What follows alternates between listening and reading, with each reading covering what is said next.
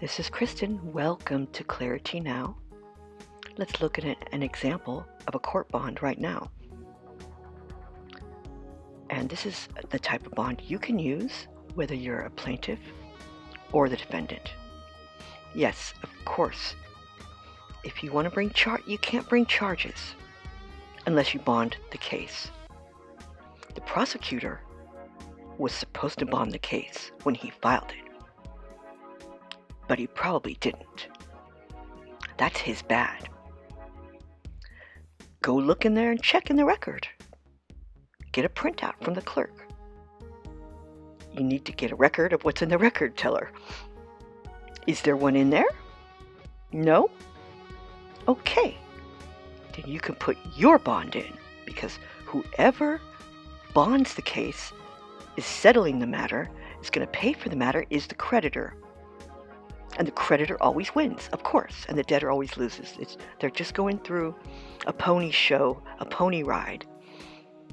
They want to get out your exemption, and they don't want to ask you properly, so they go through all these court cases.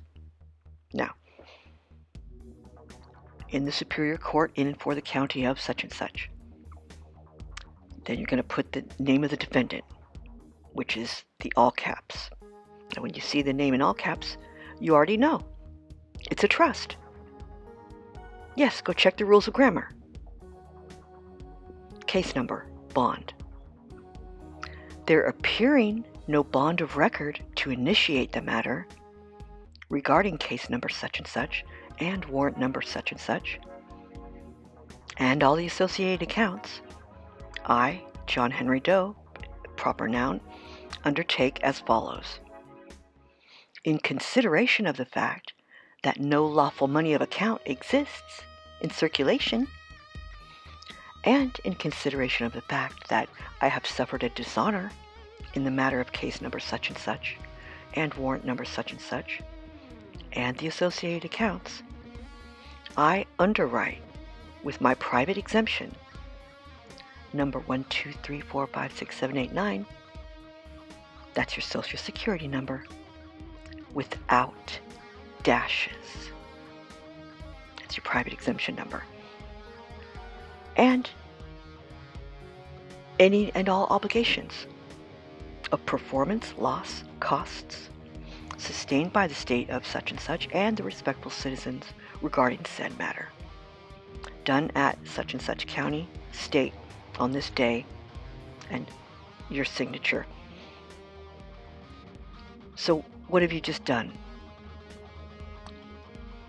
You just said, hey, my word is my bond. If anyone gets harmed in the process of this case, I take responsibility and I'm going to pay for it.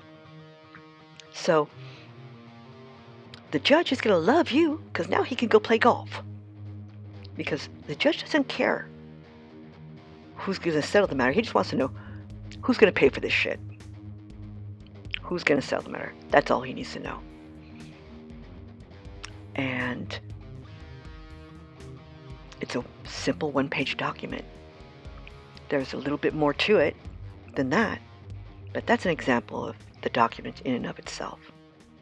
Because you cannot just go into court and frivolously demand that I'm going to put in my paperwork, and whoever I say on this paperwork has to appear, and they have to take time out of their busy life, or they're going to get arrested and go to jail because I say so with my paperwork. Okay? Or the sham artists and scam artists would be coming out of the woodwork with frivolous lawsuits all day long, which they do, but it would be worse. Okay?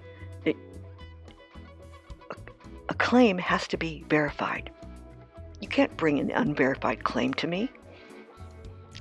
It used to be that the complaint had to be sworn under penalty of perjury under the laws of the state that you're in, sworn to be true, accurate, and correct, every word on it, and someone has to put their name on the dotted line and sign that they swear that everything's true, correct, and accurate under penalty of perjury. Now, that's another big weakness of theirs.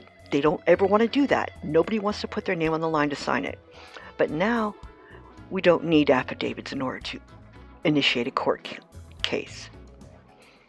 Now you need to just bond the case. Always post a bond. And I will conclude this very short video by saying that, hey, my dad's a doctor and he also used to race Porsches, so he used to get a lot of traffic tickets. But his time was very valuable. So no, he did not show up in court, because that's not what he needed to be doing with his time. He told me he would post a bond or have his lawyer do it for him. He did not have to go. Do you think that the Beyoncés of this world and the CEOs and CFOs and all that other stuff, do you think that they show up to court for traffic tickets and things? No, they don't. They post a bond to settle the matter.